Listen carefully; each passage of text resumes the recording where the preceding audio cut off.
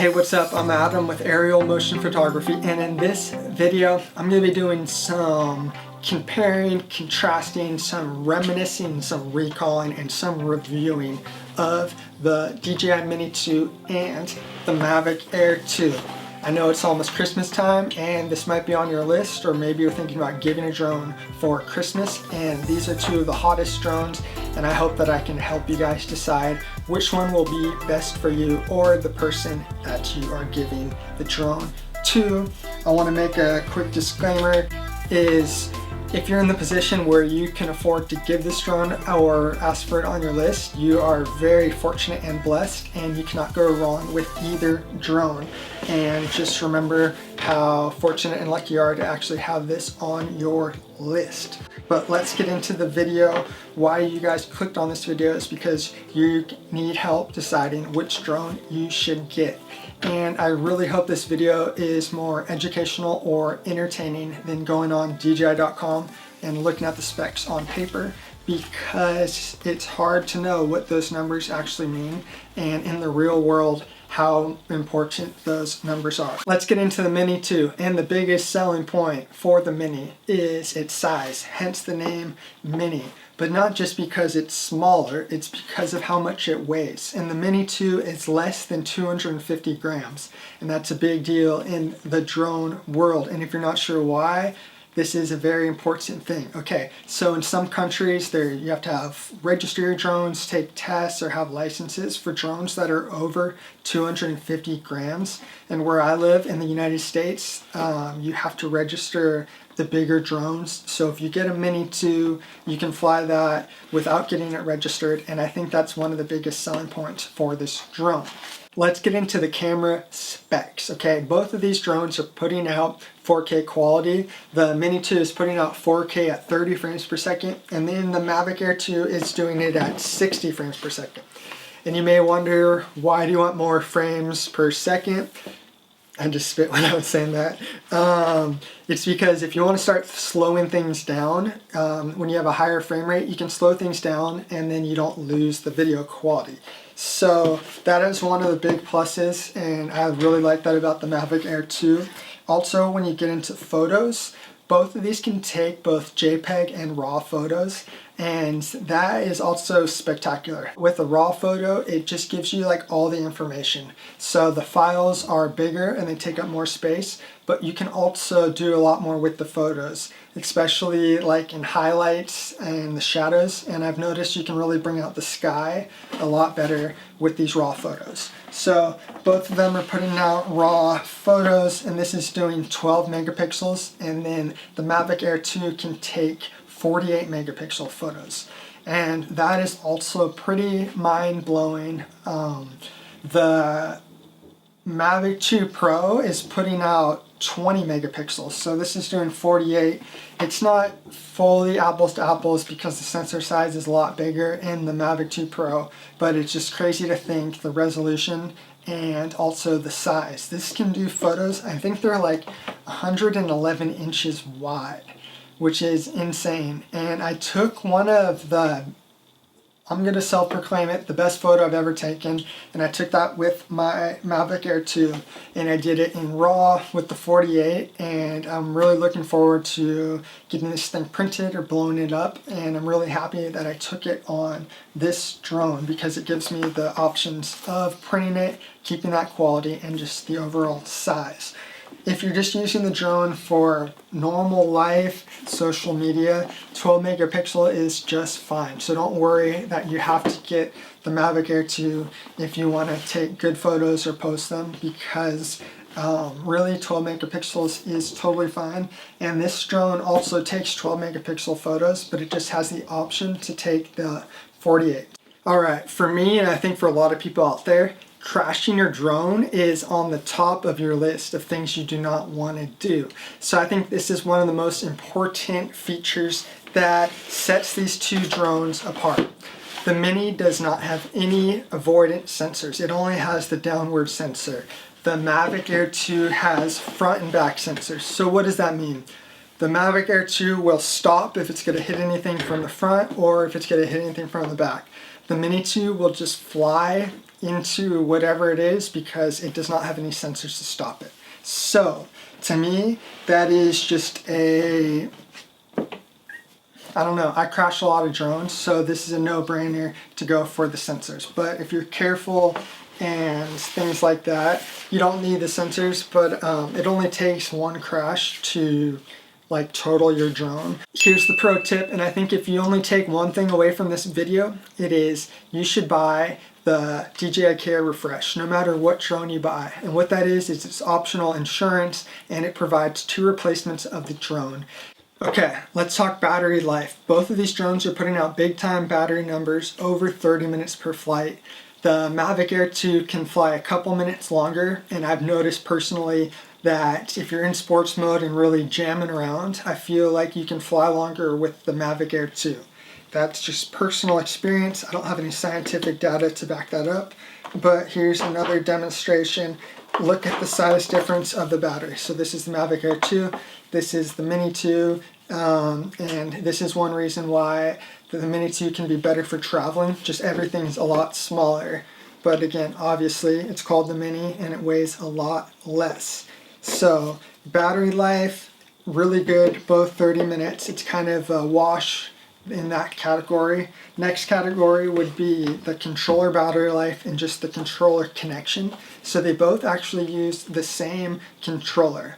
And these new controllers, the battery life is a lot better than the previous generations. I've never had the battery in my controller run out, or I've never been worried that it was. Besides the controller being bigger and having better battery life, it also has better connection, and they both use OcuSync 2.0. And what that is, think of it just as stronger signal, and drones can fly farther with clearer signals than any of their predecessors, and it's pretty amazing the signal strength that both of these have. And this is just a fun fact, you can actually use the same remote for either drone. So let's say you have both of these drones, you can just bring one remote and you can program them and you can just fly using one remote, so you don't have to pack everything with you. But here is kind of something just interesting. It's kind of something I never really understood or kind of don't understand. When you buy the Fly More package, they come in the exact same bag. So if you remember the original Minis, it came in that thinner style, like almost like a hard case style bag. And now they come in the same size bag. So if you think about it for traveling, that really does not help the size. So that kind of takes away the Mini being good for traveling, because if you use the bag that it came with, it comes in the same size bag. I think the reason why they had to do it was because they're using the bigger controller, so you can't use that smaller case anymore because you have the bigger controller. But in my opinion, it is a trade-off that is well worth it. Now let's talk about the overall flying experience. They're both a joy to fly, but if you ever fly this Mavic Air 2, I think you'll be amazed with just the overall experience and how responsive it is, how quick it is, how stable it is. It's really amazing. The Mini 2 also flies like a bigger drone. You would think something that small would be super like squirmy, I don't know, like a remote control, like insect or something, like, but it's not. It's actually pretty stable. You can put it in the cine mode, which you just slide that thing over like that, and that slows everything down.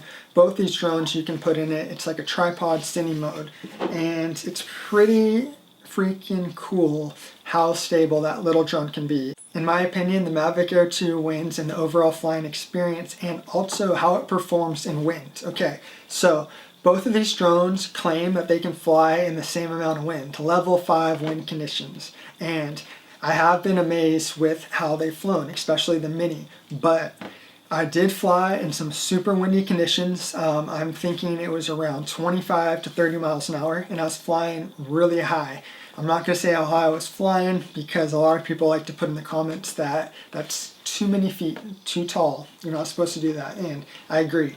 But I was flying high, and it was really struggling to bring it back when I was flying that Mini. And both of those drones, if you want to watch this other video, it's when I had the Mini 1 and it got lost in the wind and flew away. So Both of the minis I've had trouble in the wind. Sometimes I like to fly when it's windy or I'm really concentrating on getting the shot more than kind of how crazy the conditions might be. And the peace of mind when flying the Mavic Air 2, that's what, I don't know, that's something you can't really put a price on. You can't put a price on your peace of mind. And I always feel safer. You're flying it, these things are expensive. They have your memory card on them. You could have some priceless photos on them. Like, I'm just doing air quotes, but really, like, if you lose your memory card, you don't have the photos, you don't know what you had on that, and who knows, they could be like memories that you wanted to keep. And I think that the Mavic Air 2 is the safest to fly in those windier conditions, and it's something that I trust, and it's a reason why I actually bought 2 of them. I replaced my Mini 2 with the second Mavic Air 2. Let's talk about overall build quality. So DJI puts out great products, and I think they are very well built. I've crashed both drones. I haven't crashed the Mini as hard as I have the Mavic Air 2, but I've crashed the Mini. I think I crashed it into a tree and then it hit the grass and it did not cause any damage. But I was really surprised with how tough this Mavic Air 2 was. So I crashed it on the roof of a house and it was totally fine.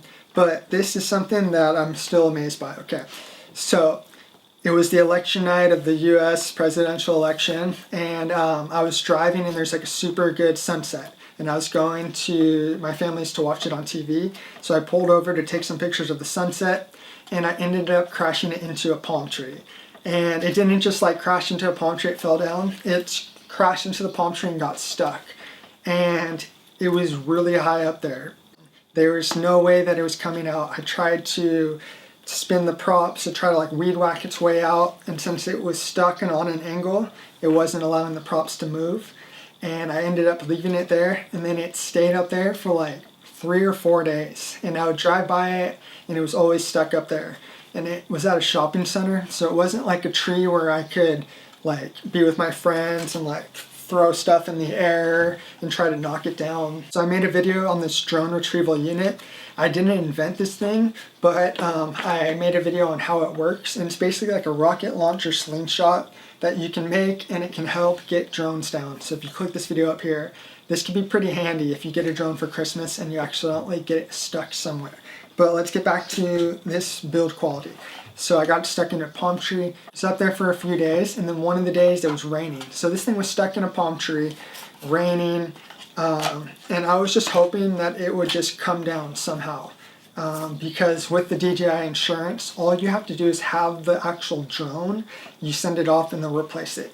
You can't tell them it's stuck in a tree, they won't replace it. Or if you say it flew away, you actually have to have the thing. So all I was hoping was just, I'll be able to get the drone out of the tree somehow.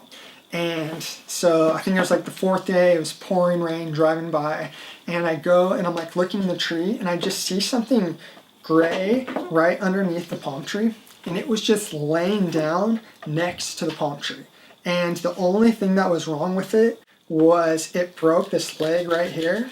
I just taped it for the time being, and then so I thought for sure the camera wasn't going to work, the drone wasn't going to work, the battery was wet. I mean, it was raining. And so I went home, dried it off. I didn't even like put it in rice or anything like that. Like, I automatically thought, okay, I'm so happy I have it, I'm just going to put it in the mail, send it away, and then get my replacement one. But I turned the battery on and it actually worked. And then the camera did the whole startup sequence and it worked, and the drone has worked perfectly fine since then. So it survived a fall from like about 100 feet. The only thing that broke was this. The camera still works fine, and it was raining. So I am very impressed with this build quality. It's probably not something that you guys will have to worry about, but I think with your first drone, you might be surprised how easy they are to crash. Alright, so let's wrap up this video. I'm not going to tell you which drone is better for you. I'm going to let you guys decide for yourself. They're both great drones. I've done the pros, the cons. I've talked about different situations, battery life, video quality, and I hope you guys found this video educational, and I hope it's helped you guys make the decision. If you enjoyed this video, give it a big thumbs up. If you want to drop in the comments what drone you decided to purchase or the drone you bought somebody else, that would be pretty cool. If you enjoy videos like these, or if you want to see tutorials or tips and tricks, consider subscribing down below. And then check those notifications so you'll be notified when I upload my newest videos. As always, my name's Adam. Merry Christmas, Happy Holidays, fly safe, take care, peace.